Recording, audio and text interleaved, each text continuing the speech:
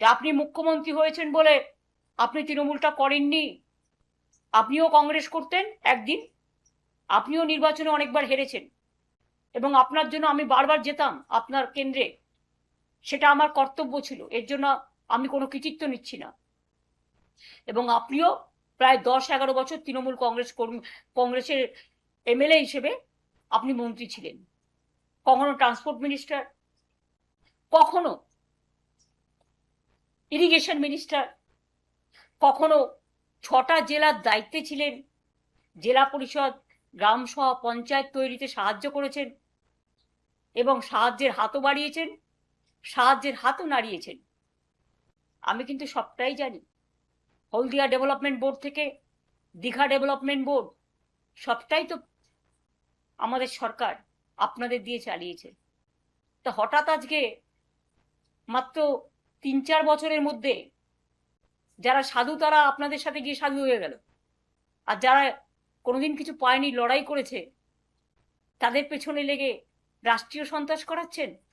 একটা কথা মনে রাখবেন, ম্যান পোজেস, গড ডিসপোজেস।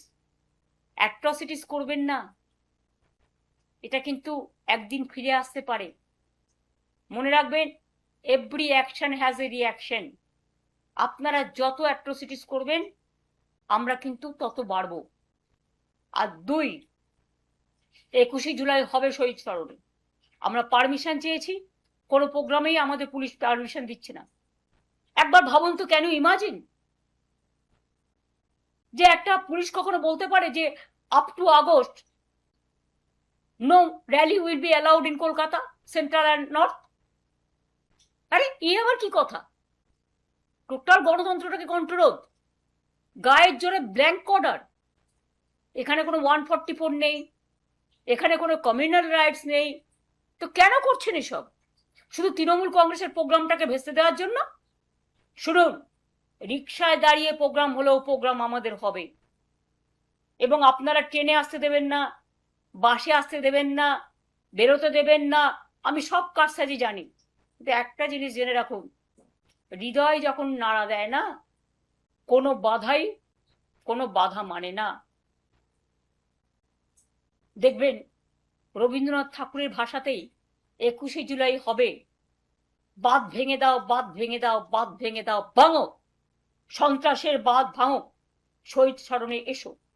কোনখানে আসবেন সেটা আমরা পুলিশকে পারমিশন চেয়েছি, পারমিশন পেলে আপনাদের জায়গাটা জানিয়ে দেবো। আর একটা কথা বলি, তৃণমূল কংগ্রেসের, আমি অল ইন্ডিয়া তৃণমূল কংগ্রেসের চেয়ারম্যান হিসেবে, যে আমি অল ইন্ডিয়া তৃণমূল কংগ্রেসটাও যখন যেমন দেখব, আমি ওয়েস্ট বেঙ্গল স্টেট তৃণমূল কংগ্রেসও আমি নিজে দায়িত্ব নিয়ে দেখব। এখন তো আর অন্য কোনো কাজ নেই, আমি এই দলের কাজটাই ভালো করে করব, এবং আমি প্রতিদিন আমার কর্মীদের মিট করি, সুতরাং সবাই জানেন। সুতরাং আমি দলটাকে আরো ভালো করে দেখতে সুযোগ পাবো।